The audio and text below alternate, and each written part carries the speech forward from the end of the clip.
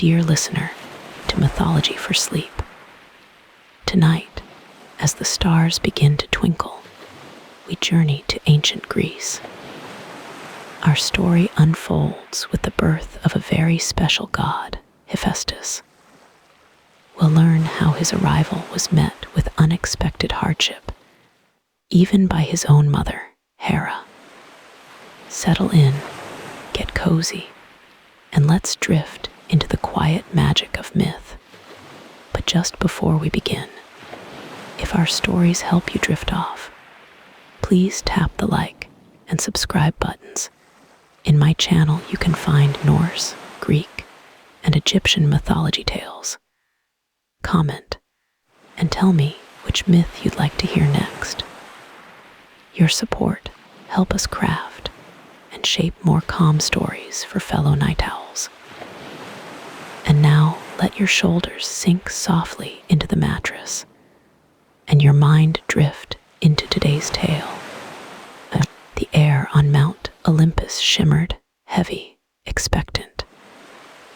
A hush had fallen over the gilded halls.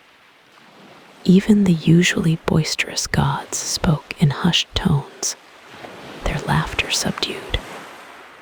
Queen Hera, majestic and formidable, was nearing her time. Her chambers, usually adorned with vibrant tapestries and gleaming gold, now held a different kind of splendor. Soft light filtered through sheer curtains. The scent of jasmine and myrrh hung sweetly, calmingly, in the air. For months, Hera had carried this precious burden.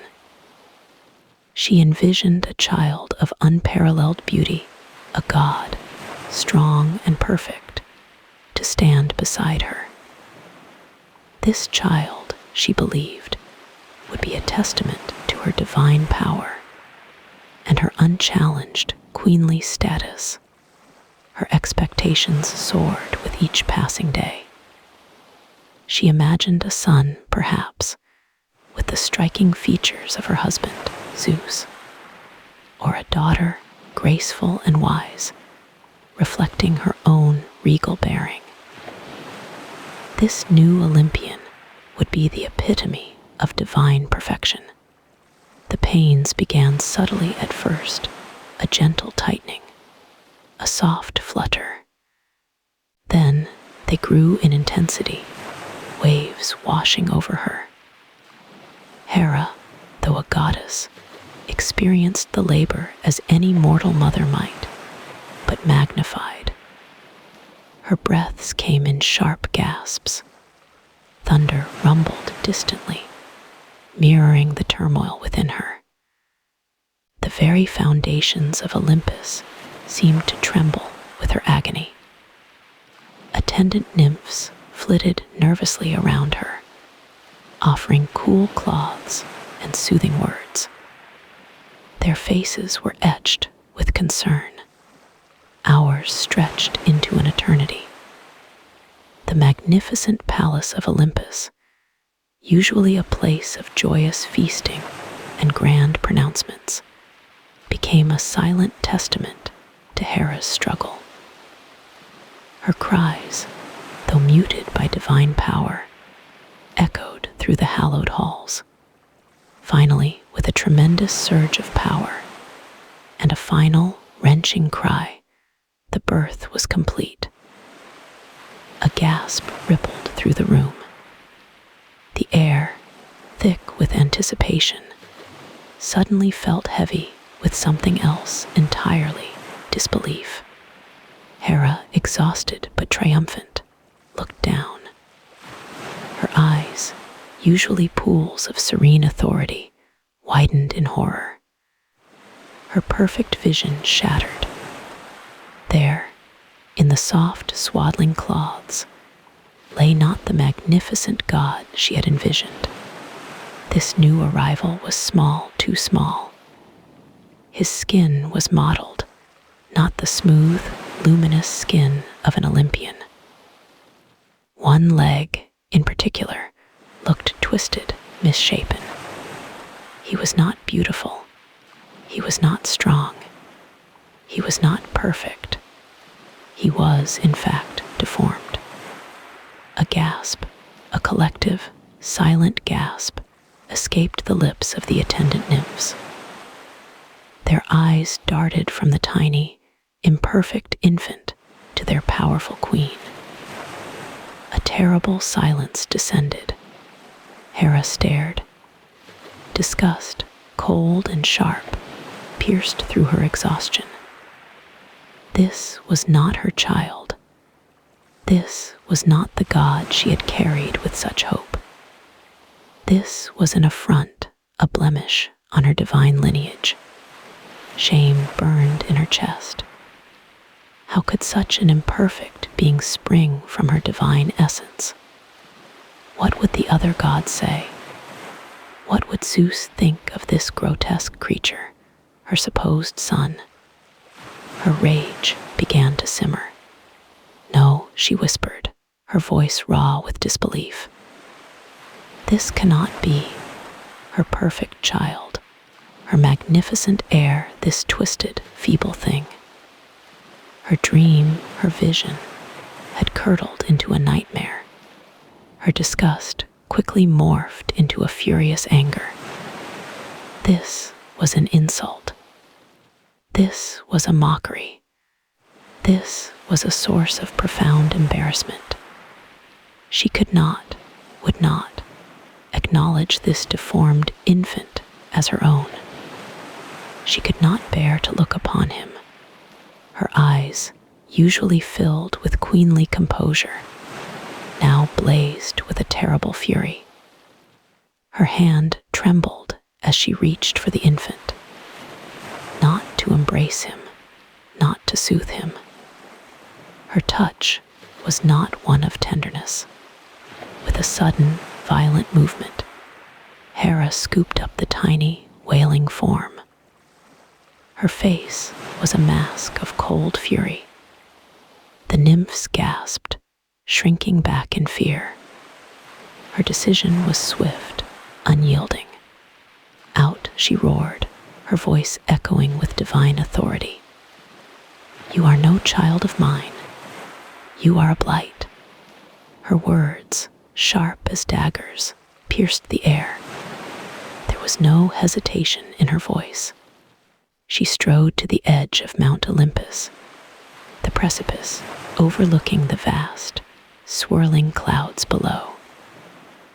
Her small, imperfect son, still wailing, was clutched in her hand. Her heart, usually filled with regal pride, was now a stone of rejection.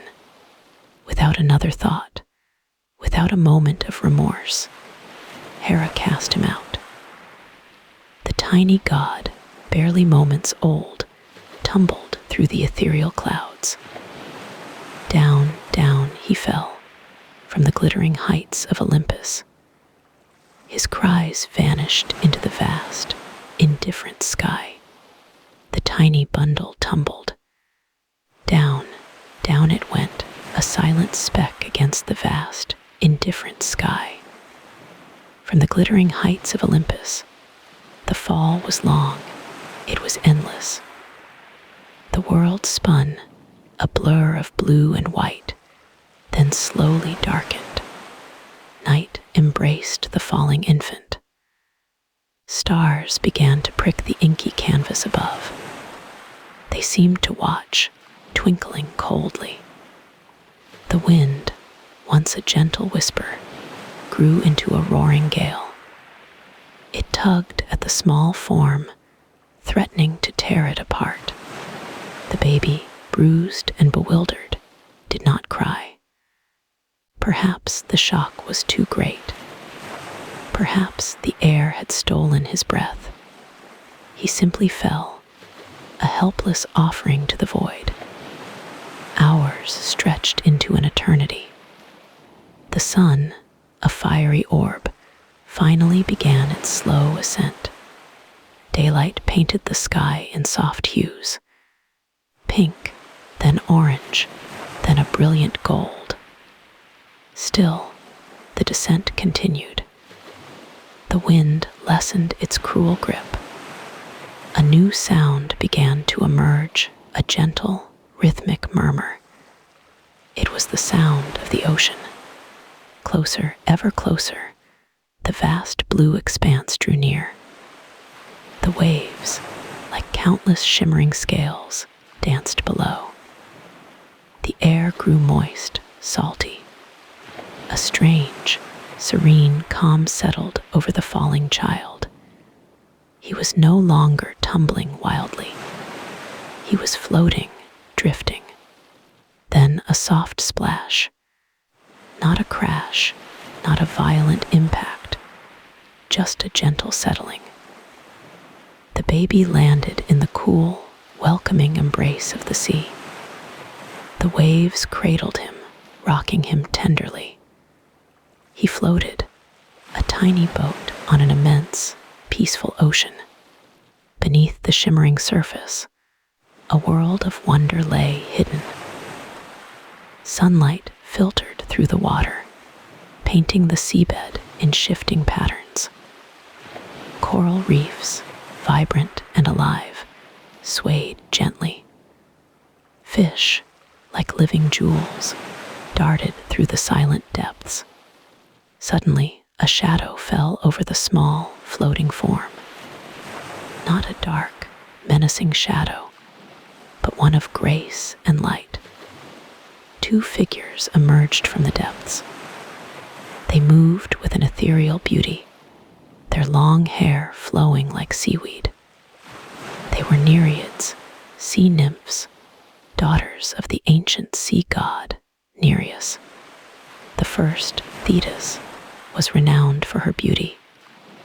Her eyes, the color of the deepest ocean, widened in surprise. Her sister, Eurynome, was equally kind. Her expression softened with immediate concern. They had been exploring, playing among the sunlit shallows. What was this strange, small bundle? It bobbed gently on the surface, so utterly alone. Thetis reached out a hand, her fingers brushing the baby's soft cheek. Eurynome gasped softly. It was a human child. But why was it here? Abandoned, adrift in the vastness of the sea. The nereids exchanged a look. Their hearts, filled with the boundless compassion of the ocean, swelled with pity. This tiny creature was so vulnerable, so helpless. Poor, poor darling, Thetis murmured, her voice like the whisper of the tide. He must be freezing. And so hungry, Eurynome added, her brow furrowed with worry.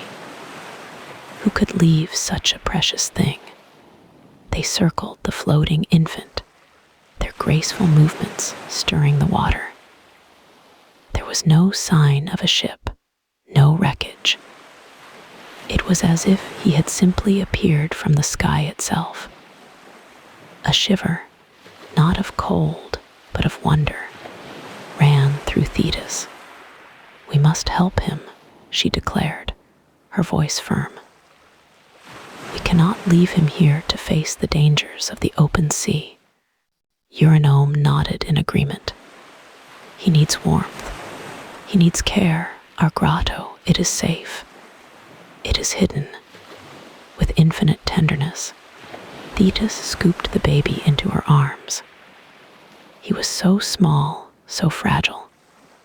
His skin was pale, his eyes still tightly shut. He stirred slightly, a tiny whimper escaping his lips. The nereids' hearts melted completely. They began their journey downward, deeper into the ocean's embrace. The sunlight faded, replaced by the soft, ethereal glow of bioluminescent creatures. Schools of fish, like living constellations, parted before them. The water, cool and comforting, enveloped them. They swam past towering kelp forests, their fronds swaying like ancient trees. They glided over vast, sandy plains, dotted with delicate sea anemones. The ocean, usually a place of quiet solitude, now felt like a nurturing haven. Finally, they reached their destination. It was a hidden grotto, nestled deep within a colossal coral formation. The entrance, veiled by shimmering seaweed, was almost invisible. Inside, the grotto was a sanctuary of peace. Soft light, emanating from glowing pearls embedded in the walls, illuminated the cavern. The floor was covered in fine, white sand. Shells of every color and shape adorned the ledges. A gentle current flowed through the grotto, keeping the water fresh and clear. Thetis carefully laid the baby on a bed of soft, silken seaweed. Eurynome brought forth a warm, glowing shell. Its light was gentle, radiating a comforting warmth. They dried the baby with the softest sponges. They wrapped him in a blanket woven from shimmering kelp fibers. He still did not cry, but his small body relaxed. A tiny sigh escaped him. The Nereids watched him, their faces filled with profound love. This abandoned child, fallen from the sky, had found a new home. He had found new guardians. He had found a family. The grotto, once a private sanctuary, now held a precious secret. The grotto was truly beautiful. It shimmered with soft, inner light. Hephaestus felt safe there. He felt completely loved. The water was always warm. It cradled him gently. He learned to swim quickly. The ocean became his playground. He would chase tiny, silver fish. They darted through coral branches. Their scales caught the light. He giggled with pure delight. Thetis often watched him. Her eyes held a gentle kindness. Eurynome, too, smiled down at him. They were like two loving mothers. He never questioned their presence. The Nereids were his sisters. They had long, flowing hair. It drifted like seaweed in the currents. They sang him lullabies. Their voices were like chimes. He drifted to sleep, soothed by their songs. He explored every corner. There were hidden caves. They glowed with luminous algae. He found iridescent shells. They whispered stories of the deep. He collected smooth, colorful pebbles. He learned about the sea's creatures. There were graceful manta rays. They glided like shadows. Playful dolphins swam by. They clicked and whistled greetings. He watched schools of fish. They moved as one living entity. The Nereids taught him. They showed him how to speak to the coral. He learned to listen to the tides. They explained the ocean's secrets. He understood its gentle rhythm. His leg was still small. It still dragged a little. But no one ever mentioned it. No one ever stared. It was simply a part of him. The Nereids helped him. They guided him through the water. Their strong hands supported him. He never felt clumsy or slow. He felt accepted always. He felt the warmth of their care. It surrounded him like the ocean itself. He was safe and protected. He was cherished beyond measure. This was his world, It was all he knew. Sometimes he would sit quietly. He watched the light dance. It filtered down from the surface. He wondered what lay above, but the thought was fleeting. His curiosity was gentle. It was not a burning need. He was content in his grotto. He was happy with his family. The outside world felt distant. He carved small figures. He used pieces of driftwood. He found them floating down. He shaped them with his hands. They were clumsy, but heartfelt. He made little fish. He made tiny sea turtles. He made a small nereid. She looked just like Thetis. He presented them proudly. Thetis would smile. She would praise his efforts. Eurynome would clap her hands. They encouraged his creativity. His heart swelled with joy. He learned to work with his hands. He learned to shape and mold. He loved the feel of the materials. Each piece told a story. He was a creator even then. The grotto was a sanctuary. It was a place of peace. No harsh words were spoken. No anger ever arose. Only love resided there. He learned about compassion. He learned about patience. He learned about quiet strength. These were the lessons of the deep. They shaped his young spirit. He felt a deep connection. He was part of the ocean. He was part of this family. He belonged completely.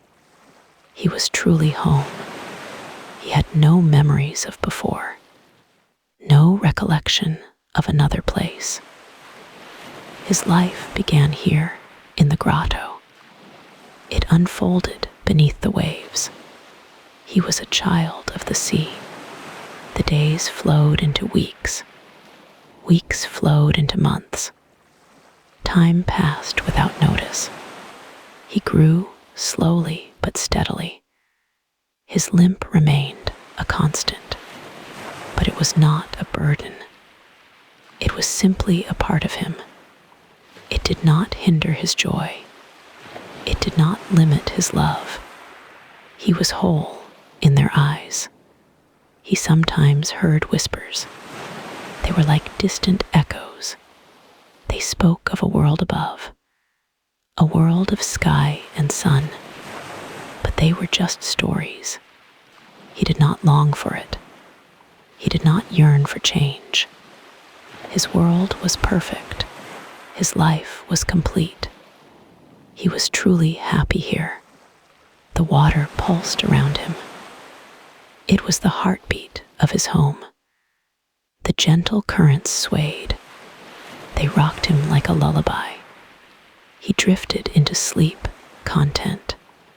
He dreamed of sea creatures. He dreamed of nereid songs. He dreamed of the soft, inner light. His grotto was always there. It was always safe. He was Hephaestus, the small one. He was Hephaestus, the loved one. He was Hephaestus, the grotto's child. His true story waited. It waited far above. The gentle currents swayed, a soft lullaby. Hephaestus drifted, a small, curious shadow. He loved the seabed. Its quiet depths held endless wonders.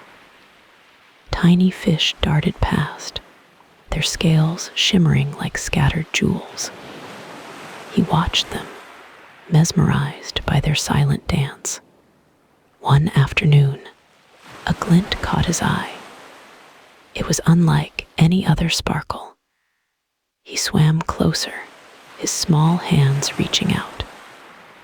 There, nestled amongst the waving kelp, lay a shell. It was not ordinary. Its surface gleamed with an iridescent sheen. Opals seemed to whisper from its curves. He turned it over, feeling its smooth, cool weight.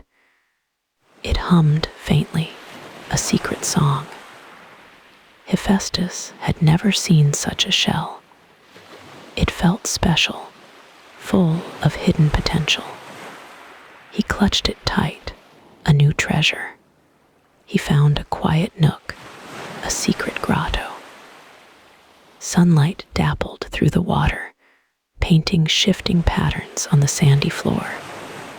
He settled down, the shell resting in his lap. He picked up a small, smooth stone. He wondered what he could do. He tapped the shell gently, a soft asterisk clink asterisk. He tried to push the stone into a crevice. It did not fit. He tried again, a different angle. Still nothing. A tiny frown creased his brow. Then an idea sparked within him. He found a piece of strong, supple seaweed. He wrapped it around the stone, then around the shell. He pulled tight, trying to bind them together. The seaweed slipped. He sighed, a small bubble escaping his lips. He did not give up. He experimented with different types of seaweed. Some were too brittle, others too slick. He searched for the perfect one. He found a long, sturdy strand, dark green and resilient. This felt right. He wrapped it carefully, his fingers nimble. He twisted, he pulled, he nodded. The stone began to hold firm against the shell. A thrill of discovery pulsed through him. He was asterisk, making asterisk something. He spent hours in his grotto. He found more shells, discarded fragments. He collected tiny, pearlescent pebbles. He gathered shimmering bits of coral. Each piece held a promise. He began to combine them. He used larger stones to shape the smaller ones. He learned which rocks were hard enough to chip, which were soft enough to mold. His hands moved with growing confidence. He was learning the language of materials. He discovered that some shells could be polished, revealing hidden colors. Others could be carved, their edges softened into gentle curves.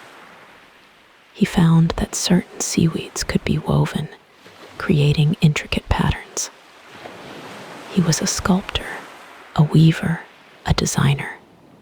His first creation was small, almost insignificant. It was a tiny fish, crafted from a chipped piece of mother of pearl. Its tail was a delicate sliver of coral. Its eye, a tiny black pebble. He had never felt such joy. He held it up, watching the light catch its iridescent scales. It was beautiful. He had brought it into being. A warmth spread through his chest. This was what he was meant to do. He made a small crab, its claws articulated by thin strands of seaweed. He fashioned a seahorse, its mane a delicate fringe of ocean moss. Each piece was unique, infused with his quiet determination. He worked tirelessly, lost in his creative world. The Nereids, his watchful guardians, noticed his focused absorption. They swam closer, their movements silent. They peered into his grotto, their eyes wide with wonder. They had never seen him so engrossed. "Look," whispered Simodos, her voice a soft murmur. "What is he doing?" Simothos smiled. "He is making things, sister, beautiful things." They watched him, fascinated. His small hands moved with a surprising grace. He seemed to know instinctively how to shape, how to join. He was a natural artisan. "These are exquisite," said Spio, her voice filled with admiration. She reached for a tiny, intricately carved conch shell. It gleamed in her hand. "He has a gift."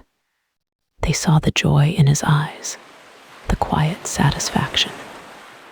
He was no longer just playing. He was creating. He was finding his purpose. His spirit blossomed with each new creation. The Nereids exchanged knowing glances. This was more than just a pastime. This was a deep, innate talent. Hephaestus had found his true calling. They felt a surge of pride. Their little foundling was blossoming. They encouraged him with soft murmurs of praise. They brought him new materials, unusual shells, rare pieces of coral, luminous pearls. They understood his passion. They nurtured his burgeoning gift. Hephaestus worked on, oblivious to their presence. He was in a trance, a state of pure creative flow. The world outside his grotto faded away. Only the materials, his hands, and his imagination mattered. He was truly home. His heart was full. The days drifted by, soft as sea foam. Hephaestus worked steadily. His hands grew stronger, more dexterous. He shaped the glittering fragments of shell. He polished the smooth, dark stones. His early creations were simple. He crafted delicate, shimmering fish. He made tiny, perfect seahorses. These objects gleamed in the dim light. They reflected the water's gentle sway. Soon, Hephaestus yearned for more. He sought greater challenges. His imagination began to soar. He envisioned intricate patterns. He dreamed of complex designs. He started experimenting with new materials. He gathered stronger, more resilient substances. He found dark, volcanic rock. It felt dense and unyielding. He chipped away at its surface. He discovered shimmering veins within the rock. These veins held precious metals.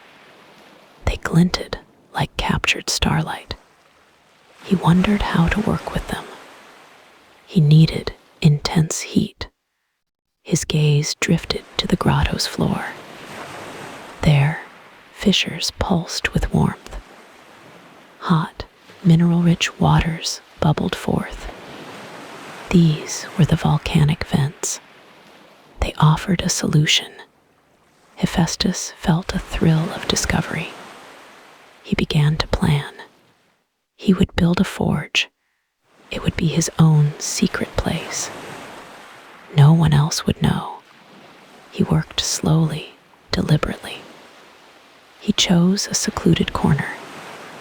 It was hidden behind a large rock formation. The vents glowed softly there. Their heat radiated outward. First, he cleared the space. He moved aside loose rocks. He swept away fine sediment. He wanted a clean, firm surface. It would be the base for his forge. Next, he gathered building materials. He found flat, sturdy stones. They were perfect for walls. He stacked them carefully. He used hardened lava as mortar. The forge slowly took shape. It was small, but robust. Smoke would rise unseen. The grotto's currents would disperse it. His secret would remain safe. He needed tools for his new work. His hands alone were not enough. He needed hammers and chisels. He needed tongs to hold hot metal. He started crafting them. He found pieces of dense, cooled lava. They were sharp and strong. He used smaller stones to chip them. He shaped them with patient effort. He refined their edges. His first hammer was heavy. It fit well in his palm. It had a smooth, flat head. He tested its balance. It felt right. He crafted slender tongs. They were long and curved. They could grasp small objects. They would protect his hands. He made several of varying sizes. Then came the chisels. He sharpened their points. He honed their edges. They would cut and carve. They would shape the stubborn rock. Hephaestus built a small anvil. It was a flat, heavy slab. He placed it near the vents. Its surface was smooth and hard. It would bear the force of his blows. His rudimentary forge was complete. It was a testament to his ingenuity. He felt a surge of pride. He was ready to begin his true work. He selected a piece of dark, metallic rock. He placed it near a vent. The heat began to soften it.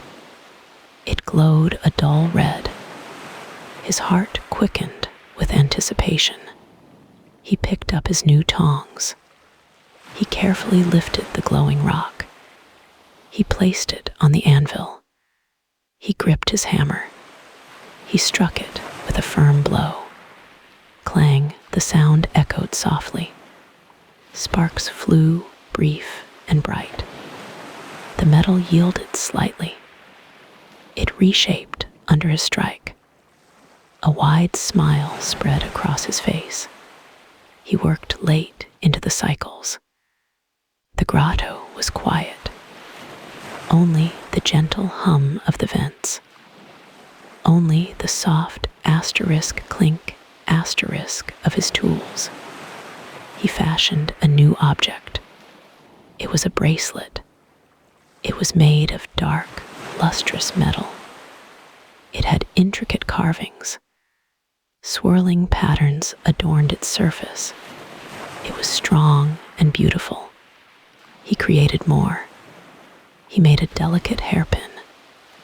It was shaped like a curling wave. It shimmered with embedded pearls. He made a sturdy clasp for a cloak. His skills grew with each piece.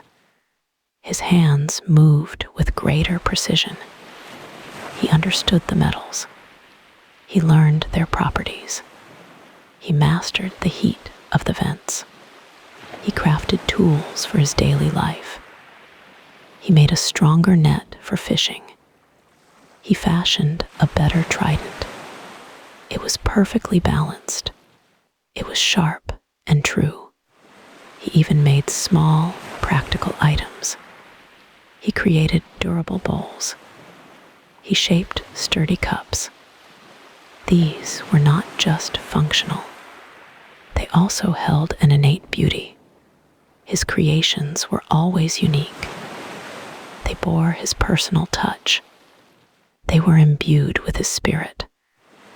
They were strong, yet artistic. They were both useful and lovely. The grotto became his sanctuary. It was a place of endless creation. Hephaestus worked tirelessly. He was driven by passion. He was fueled by his innate talent. His hidden forge hummed with life. It was a wellspring of innovation. Hephaestus was content. He was fulfilling his purpose. He was truly himself here. Hephaestus felt a deep warmth within him. Thetis had shown him true kindness. He wanted to repay her generosity. he longed to express his gratitude.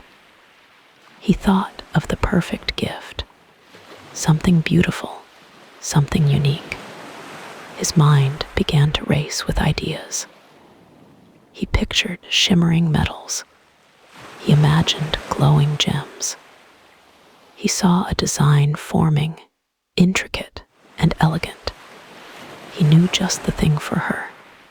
Hephaestus returned to his forge. The familiar heat embraced him. The scent of metal and smoke filled the air. This was his sanctuary, his place of creation. He selected the finest gold. It gleamed with a soft, inviting luster. He chose the purest pearls, each one perfectly spherical. He laid them out on his workbench. He began to work with focused precision. His strong, calloused hands moved with surprising delicacy. He hammered the gold, shaping it with care. Each tap of his hammer was deliberate. He twisted fine strands of the precious metal. He wove them into an intricate pattern. The gold flowed like liquid beneath his touch. It bent to his will, obeying every command. He carefully set the pearls. They nestled within the golden filigree. Each one caught the light, reflecting it softly. They looked like tiny, frozen moons. Hours passed in quiet concentration. Hephaestus lost himself in the work. The outside world faded away. Only the necklace mattered now. He added delicate flourishes. Tiny golden leaves unfurled along the chain. Miniature waves seemed to ripple in the metal. He crafted every detail with devotion. This was more than just jewelry. It was a piece of his heart. It was a testament to his skill. It was a symbol of his thanks. Finally, the necklace was complete. He held it up to the light. It shimmered with an ethereal glow. It was even more beautiful than he had imagined. The gold seemed to breathe with its own light. The pearls pulsed with a gentle luminescence. It was unlike anything ever seen. It was a masterpiece. Hephaestus smiled, a rare and genuine smile. He had poured his very essence into it. He had woven a subtle enchantment into its design. The necklace hummed with a soft, comforting energy. It radiated a peaceful warmth. It promised solace and calm. It was a tangible expression of his gratitude. He carefully placed it in a velvet pouch. He went to find Thetis. She was by the shore, watching the waves. The sea air tousled her dark hair. Her eyes held the deep blue of the ocean. "Thetis," he said, his voice gentle. She turned, her smile lighting up her face. "Hephaestus, my dear friend," she replied. "What brings you here?" He held out the pouch. "A gift," he murmured, "for your kindness." Thetis looked surprised. She took the pouch, her fingers brushing his. She opened it slowly. Her eyes widened as she saw the necklace. A gasp escaped her lips. "Oh, Hephaestus," she whispered, "it's magnificent." She lifted the necklace from the pouch. The golden light seemed to dance. The pearls gleamed with an inner glow. It illuminated her face with a soft radiance. "It glows," she marveled. "It truly glows." She held it closer, examining the craftsmanship. Her fingers traced the delicate patterns. It's enchanted, Hephaestus explained softly. It carries a gentle light, a light of comfort and peace. Thetis's eyes filled with tears. You are too kind, she said, her voice thick with emotion. This is the most beautiful gift I have ever received. She clasped it around her neck. The necklace settled perfectly against her skin. It seemed to become a part of her. The soft glow surrounded her like an aura. She looked truly radiant. Thank you, Hephaestus, she said again. Her voice was full of genuine joy. It means more than words can say. She embraced him gently. Hephaestus felt a warmth spread through him. Her happiness was his reward. He had never felt such satisfaction. This was the true magic of creation. He had given her a piece of himself. He had given her beauty and comfort.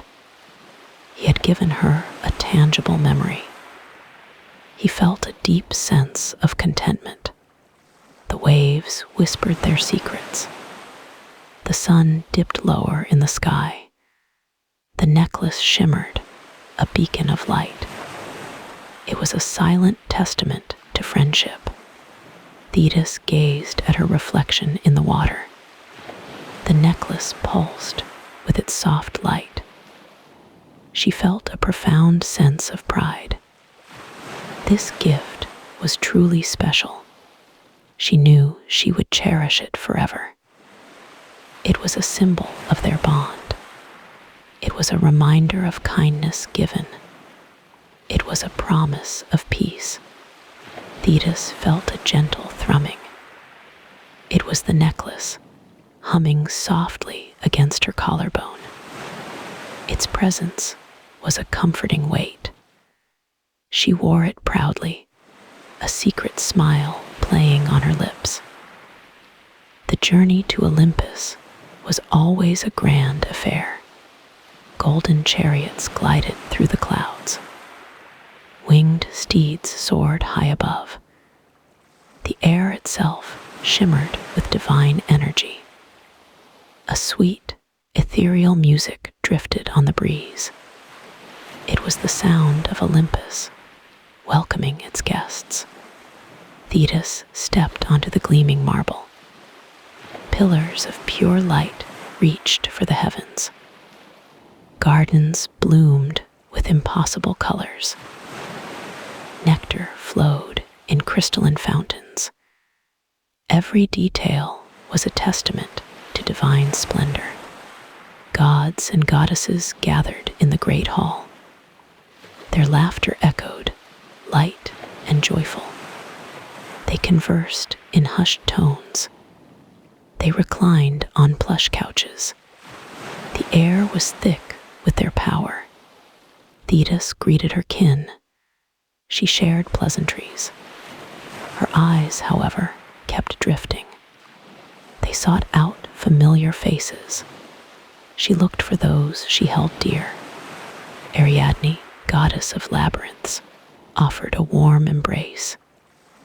Dionysus, god of wine, raised a chalice in her honor. Even stern Athena offered a rare, slight nod. Thetis felt a sense of belonging. This was her home, in a way. She moved through the bustling hall. A soft glow emanated from her neck. It pulsed gently, almost imperceptibly. The necklace caught the light. It refracted it into 1,000 tiny rainbows. Her steps led her towards the central gathering. There, on a raised dais, sat Hera, the queen of Olympus, majestic and formidable. Her presence commanded attention. Her eyes missed nothing. Hera's gaze swept across the room. It lingered on each newcomer. Then it settled on Thetis, Her eyes narrowed just slightly. A flicker of curiosity sparked within them. The necklace drew her in. It was unlike anything she had ever seen. Its craftsmanship was exquisite. The gems pulsed with an inner fire. The gold seemed to breathe. Hera possessed a keen eye for beauty. She also possessed an even keener eye for power. This piece of jewelry radiated both. It was clearly not of mortal make. A slow smile spread across Hera's face. It was not a warm smile. It was a calculating one. Envy, a familiar companion, began to stir within her. She had jewels beyond measure. She had diadems of starlight. She had necklaces woven from moonbeams. Yet, this piece, this single, stunning piece, surpassed them all. Hera rose from her throne. Her silken robes rustled softly. She moved with an imperious grace. Her footsteps echoed lightly on the marble. All eyes turned to her. She approached Thetis. Her eyes remained fixed on the necklace. A silent appraisal passed between them. Thetis felt a prickle of unease. Hera's attention was rarely benign. Thetis, Hera purred. Her voice was like honey. Yet, it held an edge of steel. What a magnificent adornment. Her fingers twitched almost imperceptibly. She longed to touch it. Thetis offered a polite curtsy. "Thank you, Queen Hera." Her voice was steady. She tried to appear calm, but a tremor of anticipation ran through her. "I have never seen its like," Hera continued. Her gaze intensified. "Tell me, dear Nereid, who fashioned such a wonder?" Her voice was soft, but the question was a demand. Thetis hesitated. A small, knowing smile played on her lips. She could almost feel the weight of Hera's desire. It was palpable in the air. "It was a gift, Queen Hera," Thetis replied. She chose her words carefully. "From one who holds a special place in my heart." She offered no more details. Hera's brow furrowed slightly. Her patience was thin. She was accustomed to immediate answers. This vague reply only fueled her intrigue. "A gift, you say?" Hera pressed. Her voice hardened slightly. "And who, pray tell, possesses such skill, such artistry, such divine talent?" Her eyes bored into Thetis. The necklace continued to glow. It seemed to hum in agreement. Its divine quality was undeniable. It shone with an inner light. It truly was a masterpiece. Hera reached out a hand. Her fingers hovered just above the necklace. She longed to feel its cool weight. She longed to possess its beauty. "This is no ordinary trinket," Hera stated. Her voice was low. "It bears the mark of true genius, of a craftsman beyond compare." Her gaze was intense. She then repeated her question. "Who made this, Thetis? Tell me, I must know." Her voice contained an undeniable edge. It was not a request. It was an order. "Tell me, Thetis," Hera pressed. Her voice was soft now. "Who crafted this marvel?" Her fingers traced the delicate filigree. The gems shimmered, catching the light. Each facet sparkled with inner fire. Thetis shifted uncomfortably. Her gaze darted away. A sigh escaped her lips. "It is a long story, Hera," she murmured. Her voice was barely a whisper, one filled with sorrow and regret. Hera's brow furrowed slightly. "Sorrow," she echoed. "Regret. What could possibly cause such feelings? This necklace is pure joy." She held it aloft. It spun gently in the air. "Not for me, my queen," Thetis replied. Her eyes were downcast.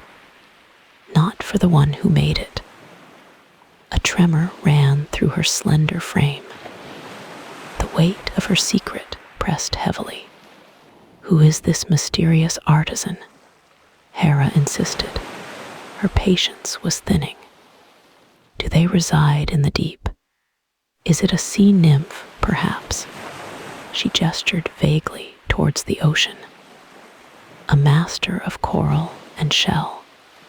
Thetis wrung her hands. Her heart ached with conflicting loyalties. She had promised Hephaestus secrecy, but Hera's gaze was unwavering. The queen's power was absolute. It was made by a god, Thetis finally confessed. Her voice was strained. She hesitated, searching for the right words. How could she reveal such a painful truth? Hera's eyes widened. "A god," she repeated. "Which god possesses such talent? I am familiar with all the Olympians. None are known for such intricate work." She tilted her head, confused. "He is not one of your chosen," Thetis whispered. Her voice grew softer still. "Not one you cherish." The words were a bitter confession. Each syllable was heavy with unspoken pain. Hera frowned. A flicker of suspicion crossed her features. "Speak plainly, Thetis," she commanded. Her tone hardened slightly. "Do not play games with your queen." Thetis took a deep, shaky breath. The moment of truth had arrived. She could no longer delay. Her duty to Hephaestus warred with her fear of Hera's wrath.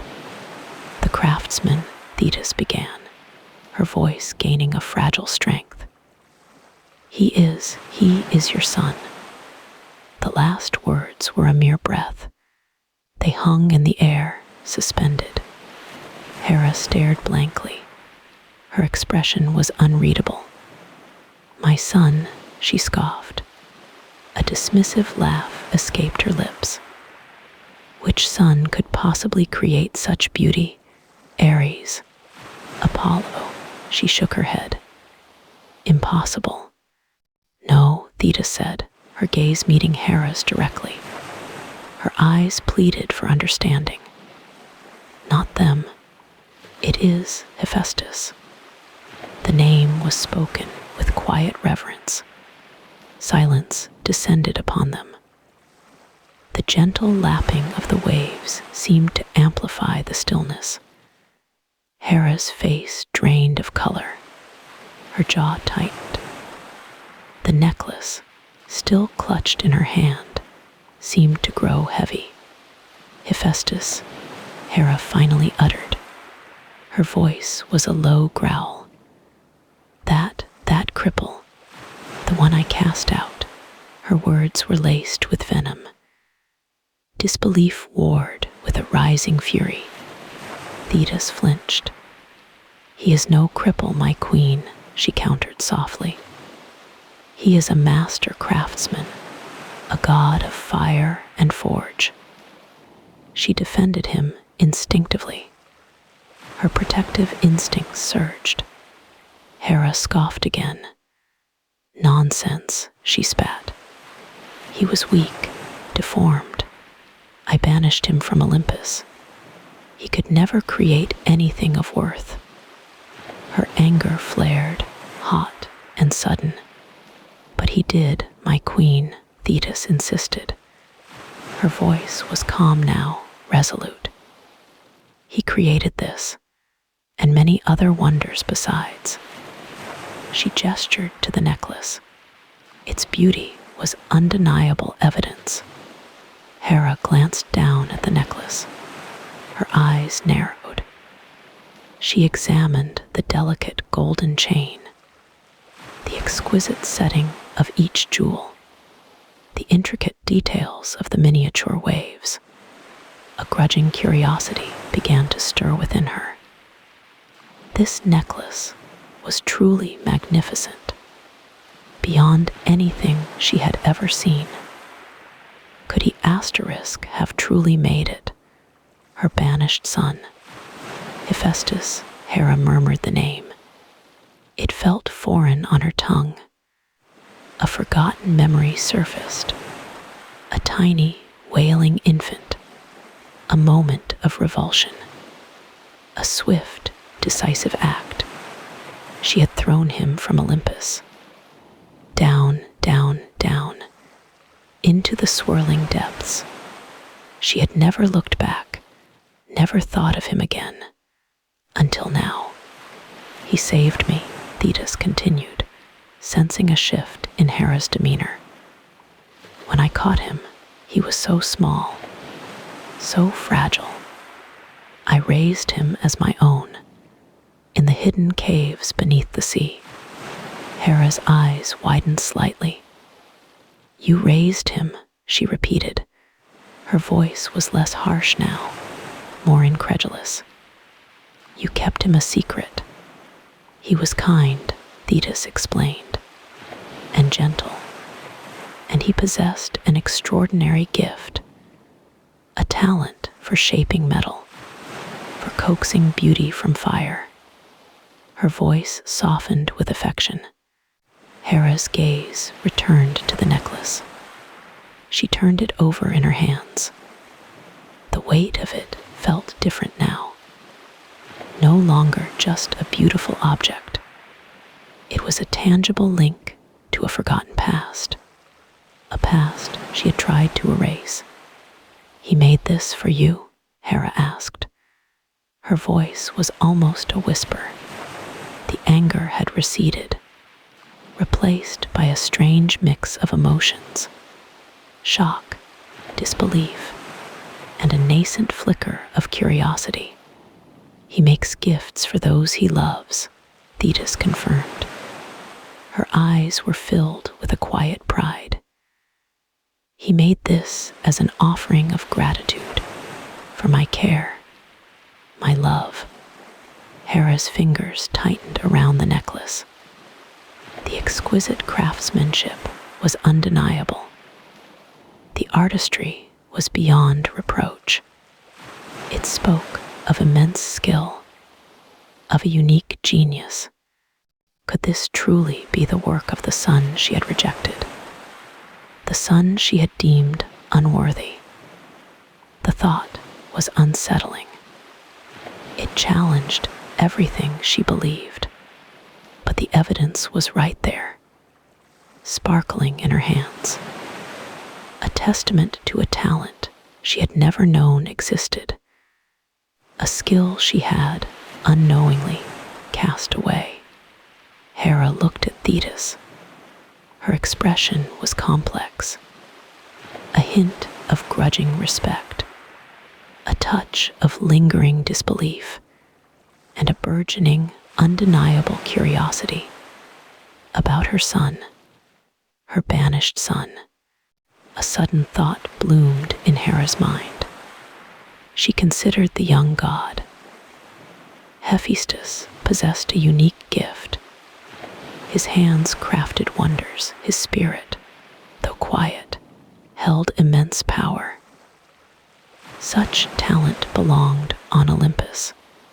It could not remain hidden. She turned to her swiftest messenger. Hermes, she commanded. Her voice was soft, yet it carried the weight of her will. Fly now to the ocean's depths. Hermes bowed, wings already fluttering. Find the grotto of Thetis, she continued. Bring Hephaestus to me. Hermes descended. He plunged through the shimmering waves. The ocean embraced him. Its cool currents caressed his skin. Fish darted past, their scales catching the faint light. Deeper he went, past coral forests and silent, swaying kelp. The pressure increased gently. He felt the vastness of the sea above him. At last, he saw it. A faint glow emanated from a hidden cleft. He swam closer, his winged sandals propelling him effortlessly. The grotto opened before him. Inside, Hephaestus worked. He hammered at a glowing metal, sparks dancing around him. Thetis watched, her eyes full of pride. Hermes landed lightly. His presence startled them both. Hephaestus dropped his hammer. Thetis gasped softly. Greetings, noble Hermes, Thetis said, recovering quickly. What brings you to our humble dwelling? Her voice held a note of wary curiosity. Hermes smiled. His smile was always bright, almost mischievous. I come with a summons, he announced. His gaze settled on Hephaestus. From Hera herself. Hephaestus blinked, his brow furrowed in confusion. A summons for him. Hera wishes to see you, Hephaestus, Hermes explained. She has observed your work. She recognizes your skill. He gestured with an open hand. You are to come to Olympus. Hephaestus felt a jolt of apprehension. Olympus, the home of the gods. A place of light and thunder, of grand pronouncements and ancient power. He had known only the quiet depths, the rhythmic sounds of his forge. His heart fluttered like a trapped bird. He looked at Thetis, his eyes wide with uncertainty. Thetis placed a reassuring hand on his arm. This is a great honor, my dear, she murmured. Her voice was calm, steady. Hera herself has called for you. She looked at Hermes. Hephaestus will come, she affirmed, but I will accompany him. Hermes nodded. That is acceptable, he said. He understood Thetis's protective nature. Hephaestus, though a god, had lived apart for so long. The journey would be daunting. Hephaestus took a deep breath. Olympus, his true home, perhaps. He had always felt a longing for something more, something beyond the grotto walls. Yet, fear still gnawed at him. He was different. He was not like the other gods. Would they accept him? Would they mock him? Thetis squeezed his hand. Do not fear, child, she whispered. You are strong. You are talented. Olympus needs your gifts. Her words were a balm to his troubled spirit. He nodded, a silent agreement. Together, they followed Hermes. They ascended from the grotto's peaceful embrace. The water grew lighter around them. Sunlight dappled the surface, beckoning them upward. Hephaestus felt the warmth on his skin. He had almost forgotten the sun's touch. They broke the surface. The sky stretched above them, a vast expanse of brilliant blue. Gulls cried overhead, their calls sharp and clear. The air was fresh, invigorating. Hephaestus blinked against the sudden brightness. Thetis shielded his eyes gently. Hermes led the way. He rose into the air, his winged sandals a blur. Thetis, being a sea nymph, could not fly, but she was swift and strong. She swam beside Hephaestus, guiding him through the waves. Hephaestus, too, felt a new strength within him. The sea, his foster mother, seemed to lend him its power. They moved toward the distant land. The coastline appeared as a hazy line, then sharpened into cliffs and beaches. They reached the shore. The sand was warm beneath Hephaestus's feet. He had not walked on solid ground in so long. Each step felt new, strange. Hermes waited for them. He smiled encouragingly.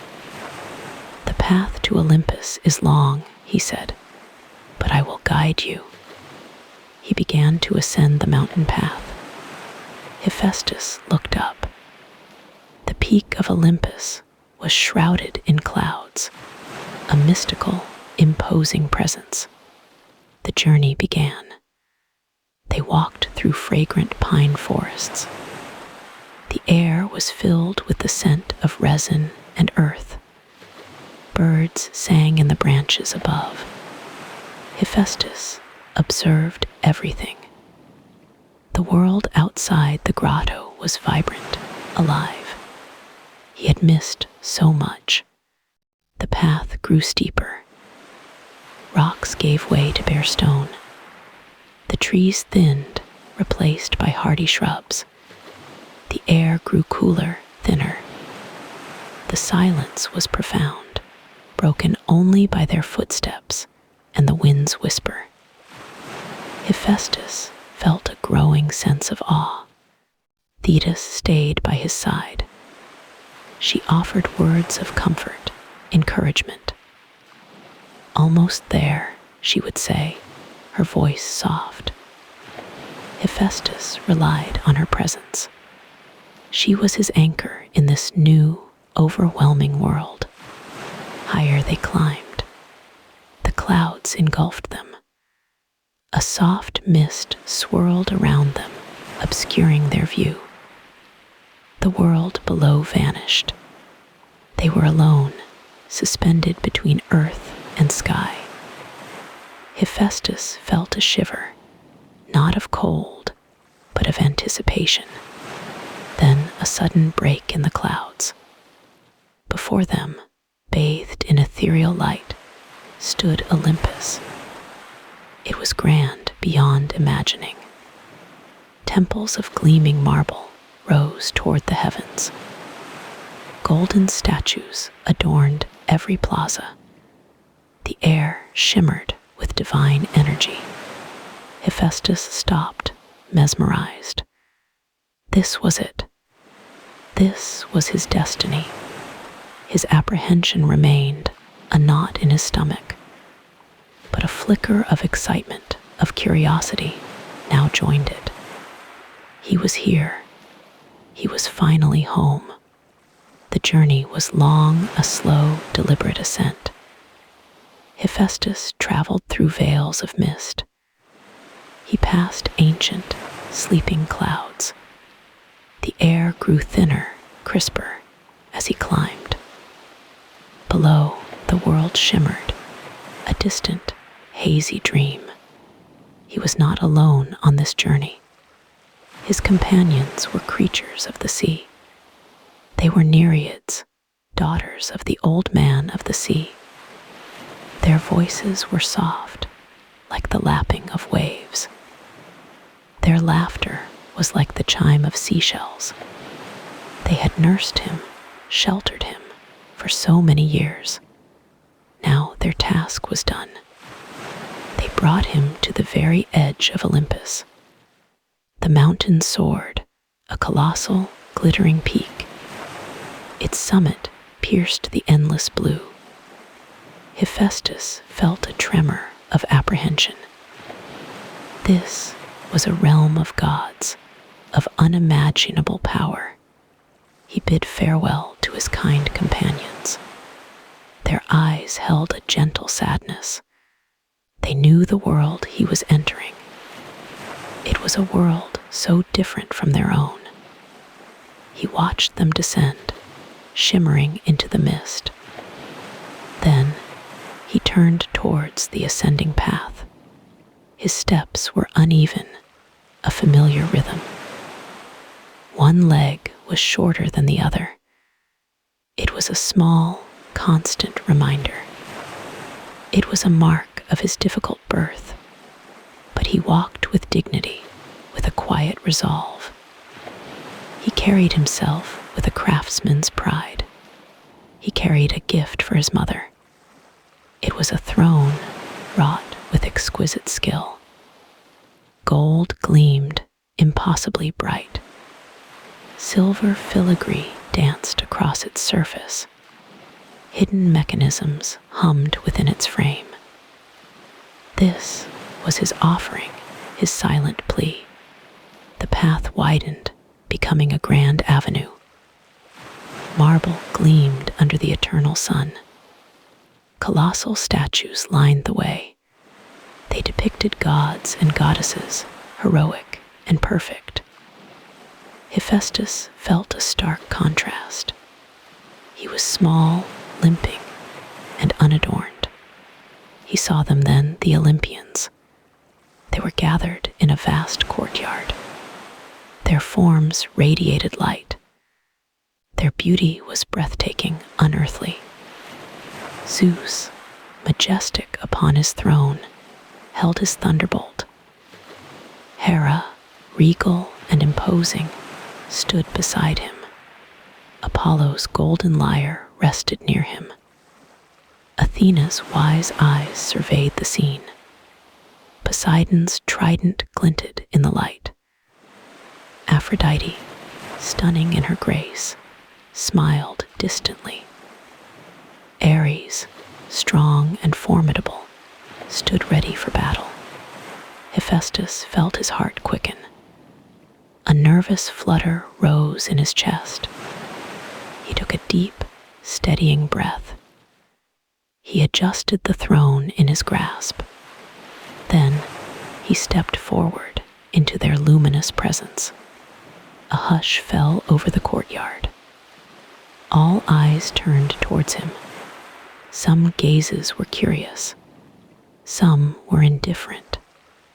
Others held a flicker of surprise, or perhaps disdain. Hephaestus met their stares. He did not flinch. He saw his mother then, Hera, her eyes, like dark jewels, fixed on him. There was no warmth in her gaze. There was no recognition of kinship, only a cold, assessing scrutiny. He felt a familiar ache. He approached her slowly. Each step was a quiet declaration. He placed the golden throne before her. Its beauty seemed to gleam even brighter. It was a testament to his undeniable skill. "Mother," he said, his voice quiet. It was a deep, resonant sound. "I have brought you a gift." He gestured towards the throne. "It is for you and for your comfort." Hera looked at the throne. Her expression remained unreadable. She circled it, her silken robes rustling. Her fingers trailed over the polished gold. She paused, then slowly, she began to sit. A gasp rippled through the onlookers. As Hera settled, invisible bonds activated. Golden chains, fine as spider silk, sprang forth. They wrapped around her, holding her fast. She was trapped, imprisoned on the throne. A wave of murmurs swept through the gods. Zeus rose, his face darkening. "What is this, young one?" he boomed. His voice vibrated with thunder. "Release your mother at once." Hephaestus stood calmly. His gaze was steady. "I cannot, Father Zeus," he replied. Only I know the mechanism. Only I can release her. He looked at Hera, truly looked. This is not malice, Mother. This is to be heard. Hera struggled, but the bonds held firm. Her eyes flashed with anger. Yet, something else flickered there too. It was a dawning comprehension. It was a grudging spark of respect. You have grown, she said, her voice strained. And you have learned much. Her gaze lingered on the throne. Its artistry was undeniable. Its cunning was beyond compare. Hephaestus bowed his head slightly. I have learned in exile, he said. I have learned from the sea. I have learned from the earth. He looked at her again. I wish to return, Mother, to my rightful place. Zeus considered his words. The other gods watched intently. They recognized the power in this young god. They saw the intricate beauty of his creation. They saw his quiet, unyielding strength. Hera met his gaze. Her expression softened just slightly. The anger began to recede. A flicker of pride appeared. She had cast him out, yes, but he had returned, a master craftsman. Release me, son, she commanded. Her voice was less harsh now. And we shall speak. We shall speak of your return. Hephaestus nodded. He touched a hidden spring. The golden chains retracted. Hera rose, free once more. She stretched, then looked at her son. A faint smile touched her lips. You are indeed clever, she said. Her voice was almost warm. Perhaps too clever. She paused, then added, Welcome home, Hephaestus. Welcome to Olympus. The words hung in the air. They were a balm to his long-aching heart. The other gods began to murmur. They looked at Hephaestus with new eyes. This limping, quiet god, he held a unique power. Hephaestus felt a deep sense of peace. He had faced his past. He had claimed his place. The journey was over. His new life had begun. He was home at last. Hephaestus stood before them. His hands, though calloused, moved with grace. A small, unadorned anvil appeared. It shimmered faintly in the soft light. From a pouch, he drew a small lump of metal. It looked quite ordinary. The gods watched with curious eyes. They wondered what he would do. He placed the metal on the anvil. Then, with a gentle tap, he began to shape it. No hammer appeared. Instead, his fingers worked the material. It flowed like warm honey. The metal stretched and twisted. It took on new forms. A delicate silver leaf unfurled. Each vein was perfectly etched. Then a tiny golden bird emerged. Its wings were spread wide. They seemed poised for flight. A miniature emerald eye gleamed. It caught the light. The air filled with a soft hum. It was a sound of creation. There was no clang of metal, only the gentle whisper of magic. Hephaestus smiled, a rare, shy expression. He held up his creation. It was a tiny, intricately crafted automaton. It was a songbird. The bird began to sing. Its voice was clear and sweet. It filled the great hall. The melody was ethereal. It was unlike any earthly sound. Even Hera leaned forward. her usual stern gaze softened. Apollo, god of music, listened intently. His lyre lay forgotten beside him. The bird sang of starlight. It sang of dawn's first light. It sang of mountains and streams. It sang of quiet, peaceful moments. Then, with a final trill, it fluttered. It flew from Hephaestus's hand. It circled the hall once. It landed gently on Zeus's shoulder. Zeus, the mighty ruler, was speechless. He gazed at the tiny bird. Its emerald eye blinked. It looked up at him trustingly. A wave of awe swept through the gods. They had witnessed true genius. This was not just skill. This was pure artistry. Athena, goddess of wisdom, nodded slowly. Her expression was one of deep respect. Ares, ever boisterous, was strangely quiet. Even he was captivated. The bird sang another short melody.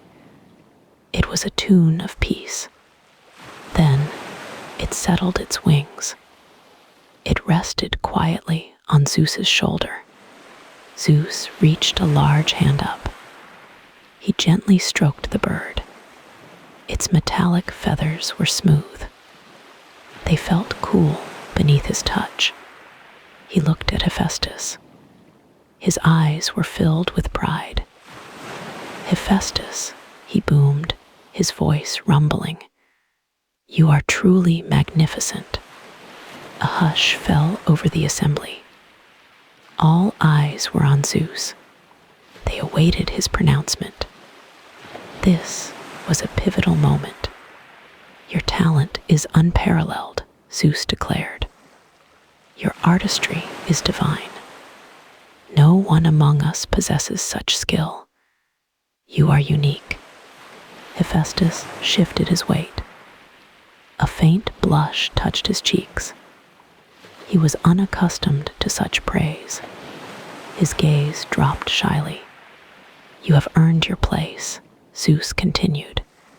His voice was firm. "A place among the Olympians. You shall reside here." A collective gasp went through the gods. This was an honor. It was a recognition of his worth. Hephaestus was now one of them. But more than that, Zeus added. His voice grew softer. "You need a space to create, a place worthy of your craft." Hephaestus looked up, surprised. His eyes met Zeus's. A silent understanding passed between them. It was a moment of true connection. "Beneath Mount Olympus itself," Zeus announced, "there shall be your forge, a magnificent workshop just for you." Hephaestus's eyes widened. A forge beneath Olympus. It was more than he had ever dreamed. It was a place of endless possibility. "It will be a place of fire," Zeus explained, "of metal and steam, a place where your visions can take form, unhindered." Hephaestus felt a warmth spread through him. It was not the heat of the forge. It was the warmth of acceptance, of belonging. "You shall be the divine smith," Zeus proclaimed, "the master craftsman of Olympus. All gods shall come to you for your creations." The other gods murmured in agreement. They saw the wisdom in Zeus's words. Hephaestus would be a valuable addition, a unique talent. Hephaestus bowed deeply. He was overcome with emotion. His heart swelled with gratitude. He had found his home. The little bird on Zeus's shoulder chirped softly. It was a sound of contentment. It was a lullaby of new beginnings. The hall hummed with quiet joy. The air felt lighter. A new era had begun. Hephaestus, the gentle forger, had arrived. Hephaestus imagined his new forge. He pictured the glowing coals. He envisioned the molten metal. He dreamed of new creations. His hands, once hidden, would now work freely. His mind, once burdened, would now soar. He was home. He was truly home. The soft glow of the hall lights. They seemed to dim slightly. A gentle quiet settled. It was a peaceful, contented hush. The little bird still rested. It was a symbol of peace, a testament to beauty, a creation of genius. Sleep, my little one. Dream of quiet moments. Dream of gentle sounds. Dream of finding your own true place. And so Hephaestus found his true calling. His workshop pulsed with warmth. Forge fires glowed, bellows sighed softly. Hammers danced a rhythmic tune. This was his sanctuary, his kingdom. Here he was whole. Hephaestus worked tirelessly. His hands, gnarled and strong, shaped metal. They coaxed fire into submission. Sparks flew like tiny stars. Each clang of his hammer echoed with purpose. No longer did he dwell on past hurts. He crafted wonders for Olympus. For Zeus, he forged lightning bolts. Each one hummed with raw power. They crackled with divine energy. These were symbols of Zeus's might. Hephaestus imbued them with strength. He built chariots for the gods. Gold and silver gleamed. Wheels spun with perfect balance. They glided through the sky. Each spoke was a work of art. The gods rode them with pride. Hephaestus fashioned intricate jewelry. Necklaces shimmered with captured starlight. Bracelets whispered ancient secrets. They adorned goddesses with grace. Their beauty was unmatched. His creations were more than objects. They held a piece of his soul. They carried his dedication. They radiated his passion. Every piece was unique. They told a story of craftsmanship. The gods soon recognized his genius. They sought his counsel. They admired his skill. His workshop became a hub. Even Hera visited him there. Her stern gaze softened. Hephaestus felt a quiet joy. He was respected. He was needed. His limp, once a mark of shame, became a testament. It showed his resilience. It showed his strength. His laughter echoed through the forge. It mingled with the hammer's song. He shared stories with the Cyclops. They were his loyal assistants. They understood his vision. Hephaestus created automatons. Golden maidens served him drinks. They moved with lifelike grace. Bronze tripods carried food. They glided across the floor. These were marvels of engineering. For Achilles, a mighty hero, Hephaestus forged armor. It was impervious to harm. The shield depicted the world. Oceans swirled, stars shone. Battles raged, harvests bloomed. The armor shone with divine light. It protected Achilles. It inspired awe. It was a masterpiece. Hephaestus poured his heart into it. It was a gift of protection. He crafted a dazzling throne for Hera. It was made of gold and silver. Intricate designs adorned it. Hidden chains held her fast. It was a playful trick. Hera, caught by surprise, smiled. She admired his cleverness. She appreciated his wit. Hephaestus had a mischievous streak. It endeared him to the gods. Hephaestus built the palaces of Olympus. Each one was magnificent. Each one reflected its owner. Apollo's palace glowed. Poseidon's shimmered with water. His hands shaped the very world. He brought beauty from fire. He molded strength from metal. He was the divine artisan. He was the smith god. His marriage to Aphrodite was complex. She was the goddess of love. He was the god of the forge. Their union brought forth beauty. It brought forth passion. Hephaestus never sought outward glory. His worth came from within. His hands were his voice. His creations spoke for him. They sang of perseverance. He showed the world a truth.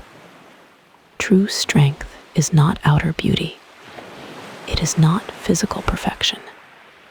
It is found in character. It is found in talent. It is found in kindness. It is found in resilience. Hephaestus, the limping god, became mighty. He became beloved. He became essential. His story echoed through time. A tale of overcoming. A tale of purpose. From rejection came triumph. From pain came creation. The forge fires burned eternally. A beacon of his spirit. A testament to his craft. And as the stars twinkled above, Hephaestus worked on. His heart was full. His spirit soared. He was home. He was truly happy. If these whispers brought you rest, you're welcome to subscribe for more calm tales. A gentle, like also guides fellow night owls here.